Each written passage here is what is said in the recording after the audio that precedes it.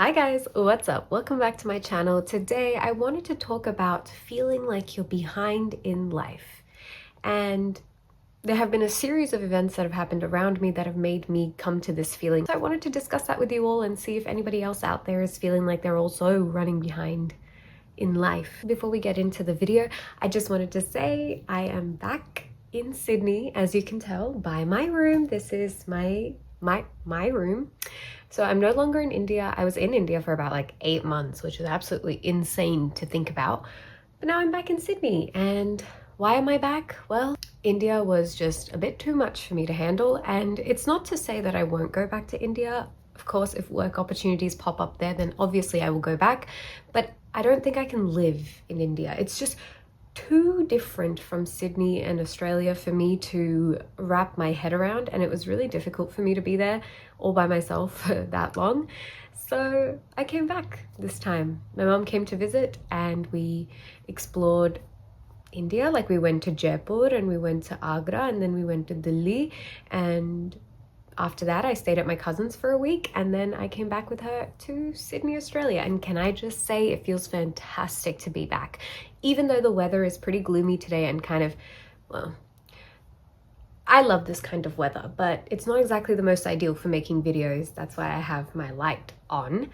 But yeah, like, I got greeted with cold weather, which I haven't experienced in about 8 months. So my body's reaction was to immediately give me cold and flu like symptoms and stuff. So I've been struggling with like runny, blocked nose, which are contradictory, but I have both. And, you know, coughing, sore throat, just a very annoying minor cold and flu symptoms. And also my sleep cycle is completely out of whack. And I think it's because India is what, like 4.5 to 5 hours behind Australia, and you don't notice it that much, but when you've been in a particular time zone for 8 months, your body gets really adapted to it. So when I came back here, I feel like I'm constantly not sleeping at the right time, and then in turn not waking up at the right time. So for example, I don't really get tired until before, like until 2 a.m. 2 to 4 a.m. is when I get tired, right? Which is literally morning. And then because I'm sleeping so late, I wake up at about 11:30, 12, 12:30, which is like the whole day is gone. And then once you've woken up that late, you feel so lazy to do anything. So I haven't been able to stick to like a proper routine or get my schedule in line. It's just been like my whole body is just out of whack this week. And I am going back to work later this week, so that will be fun. Hopefully I can sleep properly before that. I've tried pulling all-nighters, but like, I've done a handful of all-nighters in my life. I don't like pulling all-nighters, but every time I try to pull an all-nighter, I get sleepy at about 4 and then I fall asleep without even realizing. And then bada bing, bada boom, the cycle repeats all over again. So I'm actively trying to correct that, but it's so hard because if you think about it, 4.5 to 5 hours behind Sydney. So when it's 2 a.m. here, it's only about 10:30 India time, and my body is just not quite accustomed to it. So yeah, hopefully it doesn't take too long for me to get accustomed. I feel like it's getting better already, but gosh, that is annoying. And yeah, just the general cold and flu symptoms. It's been a lot. Like, my body has to adapt to the cold weather as well. Even though I love cold weather, I can't stand heat and humidity. So coming back to this crispy cold weather in Sydney has just been fantastic. But yeah, I also of course missed my mum and my brother and my cats. Like, the fact that I can see my cats at anytime I want now is ridiculous. I used to just be able to see them on FaceTime, and then I would watch cat videos online anytime I missed them, really. But now if I miss them, I can just go and squish them. It's fantastic. Talking about feeling like I'm running behind in life, or that you're running behind in life. We could all just be a bit behind in life. And why I actually came to this topic idea is because, okay, everyone around me is getting engaged or getting married.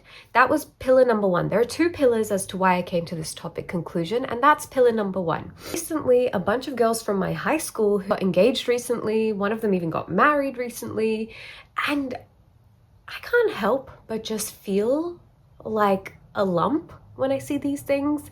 And a part of me is like, oh my God, forget getting married. I don't even have like any romantic prospects in my upcoming future. Like, I am so single, it's ridiculous, right? That was pillar number one. Pillar number two is the fact that my brother, who is 7 years younger than me, has a girlfriend. Another girlfriend. Like, he had a girlfriend a couple years ago. They ended it, whatever. It's been a little while. He's been single for a bit, and now he has another girl as his girlfriend. And this one, my mom and I, we really like her. We're really like rooting for her. We're hoping this one like sticks because she's a really sweet girl. Besides the point though, he's in his second romantic relationship. Meanwhile, me, his sister, who's 7 years older and literally an adult, has had zero. I've had one. Okay, sorry. I've had one.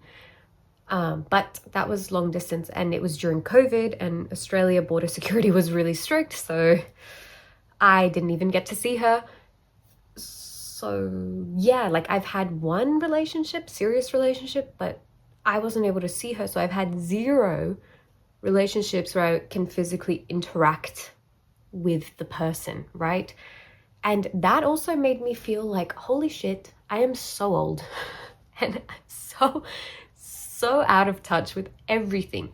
Because while I'm really happy for the girls getting engaged and getting married, and for my brother for being in like a happy, healthy relationship that he's in right now, like I'm really happy. I love love. I want everybody to have love, and I want everybody to live happily ever after. Really, like that's all we really want in life, isn't it? That's all I want for you, and that's all I want for anybody. But I can't help but feel a little bit jealous and bitter at the fact that girls are just getting engaged and here I am. And I know, before you guys jump to conclusions and say, maybe it's your fault. Yeah, I know it's my fault. I know I don't leave the house. I know I don't go on dates. I know. I just keep hoping that something will just happen organically, that I'll like bump into a cute stranger at a cute little bookstore. I know I have to leave the house for that too, but you know, meet cute. I keep thinking that a meet cute is going to happen to me. But here's the thing. Nobody even knows that I'm a lesbian. And even if they do know, nobody's approaching me, just like I'm not approaching anybody. I'm scared to approach people. People are probably scared to approach me for the same reason that I'm scared to approach whatever. I get it. But a girl can dream, right? I have all of these hypothetical scenarios that whiz through my brain all the time. And a girl can dream. Romance is literally one of my favorite genres, so let's just say I've come up with a lot of scenarios as to how I want my ideal romantic life to be. This time when I came back to Sydney, because again, while I was in India, even though I'm 100% certain that Mumbai would have a popping queer scene, it has to have a popping queer scene. I mean, it's Mumbai. It's like the hub of India in that way, right? Like the creative hub. The film industry's there. Everything, modeling, it's supposed to be so liberal and open-minded in Mumbai that it has to have a queer scene. I'm certain of that. That being said, I didn't like the streets of Mumbai. I didn't like traveling in Mumbai. I found everything too much for my head. It was like too many people, too much traffic, too much of everything. Very, very overstimulating. I don't like to use that word too lightly, but it was like too much is happening all of the time. So I didn't really leave my house ever. My little one-bedroom apartment, I didn't leave it. So forget making friends and going on dates. I needed to leave the house first, which wasn't happening. When I came back to Sydney, I was like, okay, I know Sydney. I've lived here my whole life. I know the city. I know these things. That is not a barrier for me anymore. Now I need to put myself out there, experience the world, you know? And my God, is it scary? Not only have I been Googling like queer stuff happening around me so then I can potentially go hang out with other queer people and make some friends. Because even if I'm not dating anyone, I also struggle with friendships. So a part of me is like, okay, I would also just like to make some queer friends. People who are also in the LGBT community who I can just be platonically best friends with. Like I want that too. And I also want a loving girlfriend who is obsessed with me. I want both. So I was like, okay, maybe I gotta go to some queer like hangouts, you know, these little going to dinner with strangers kind of thing. And it's hard to find these things, and I'm trying. At the same time, I was like, okay, I'm on all of the apps again. I've activated all of my apps again. So now I'm in this situation where if somebody asks to meet up, I have to say yes. Like I'm trying to just, even if I'm not fully attracted to them or whatever, I'm just trying to get out of the house more. So I was like, okay, I'll start by saying yes. If somebody asks me out or says, do you want to hang out sometime through an app or something, I'll just say yes. What's the worst that can happen? I'll have a slightly boring day out. Okay, cool. I was like, what's the worst that can happen? Literally nothing. Okay, I'll start with that. And while I'm Googling all of these hangouts and stuff, it's a lot, right? Like, it's stressful. It's stressful. It makes me feel at times, like, even though, okay, everybody is worthy of love and everybody deserves love, right? I can't help but feel that because I've had like almost zero romantic interaction with just anybody, and I haven't received romantic attention from anybody, I can't help but feel like I'm somewhat unworthy of romantic love. And I mean this in the sense that I can't imagine anybody falling in love with me, and I can't. My phone ran out of storage, so I had to delete some random photos and stuff, and now I'm back. Yeah, I can't help but sometimes feel like I'm unworthy of that romantic attraction, just because sometimes I can't imagine people being romantically attracted to me in any way. And I know that's ridiculous. I say this stuff to other people all the time, in the sense that a lot of you guys reach out to me and DM me on Instagram telling me like your thoughts on some of my videos or how my videos have helped you, or, you know, and I love reading those things. So if you guys ever want to reach out to me, feel free to, because it makes me feel so happy knowing that my videos are landing with some of you and really resonating with you, and that's really makes me really happy. Anyways, so a lot of you guys reach out with some of your like queries and stuff, and you say things about like how it makes you feel, and or the fear that you have with coming out, or just anything, right? Like anything you guys talk to me about, and I try my best to give you some advice or to help you out.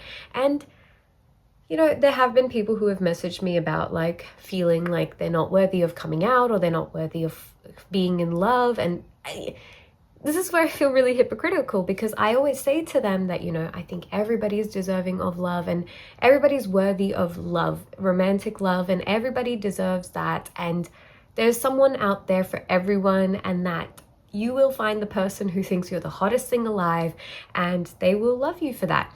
So while I tell this to other people, it's a really hard thing for me to accept myself. I don't know why, but it's like I've ingrained it in myself that like the idea of someone being romantically attracted to me is really odd to me.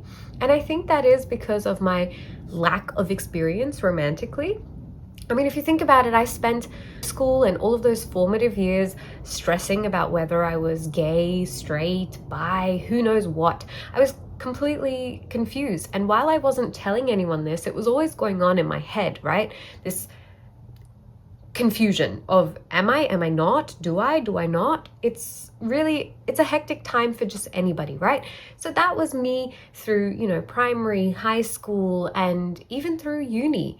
And then after uni, I realized, okay, I think I've identified what I am. And originally coming out as bisexual to my mom, and then realizing that, hey, maybe I'm not bisexual and I am in fact like a lesbian. So all of these things happened while a lot of my other friends were dating, hanging out with boys, kissing boys, hooking up with boys, doing these things, right? I obviously was not interested. So that was a huge point of disconnect for me. And then once I did come out, the queer scene is so intimidating to enter as like a baby gay. I would still consider myself a baby gay in that way because, again, I don't really have queer friends. I don't have any place that I regularly frequent that is full of other queer people. I just don't have that stuff. So in a way, I'm still pretty inexperienced with all of these things. So it's a really intimidating space to enter.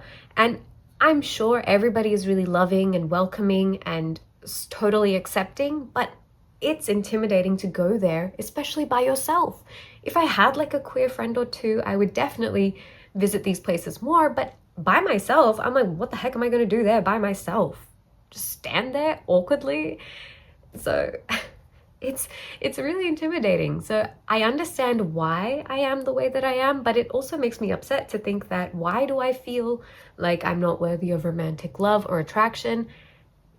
You know, it's something that definitely does go on in my mind. That being said, I'm trying to actively change that in my headspace. I'm trying to be like, okay, no, I should go out there. I should hang out with people. I should try these things. So if you're in the Sydney area and you know some cool places to hang out with other queer people or just anything really, let me know in the comments down below. I would love to know, and yeah, I would love to go hang out and try out those places.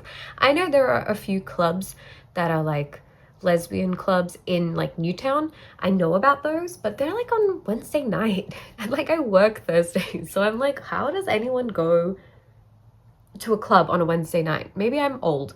I don't know. But let me know if there's anything else that us queer people can experience here in Sydney. I basically just wanted to like sit down with you guys and unpack what's been going on in my brain recently. If any of you guys relate, let me know in the comments down below. And even though this is all that I'm saying and how I feel, just know that there's nothing wrong with being a little bit behind on life. I actually made a whole video in the past about being a late bloomer, and that was on a similar note as this video, but I just had to make a follow-up video because it's almost like the universe is like, hey, you feel like you're behind in life. So I had to make a follow-up video, so I did. I really can't think of anything else to say, especially because I don't really write notes for my video. I just sort of sit here and let it come out of me, really. But yeah, I don't really have much else to say, so if you guys enjoyed the video, be sure to give it a thumbs up and subscribe to my channel. And yeah, I'll see you guys all in my next one. Bye.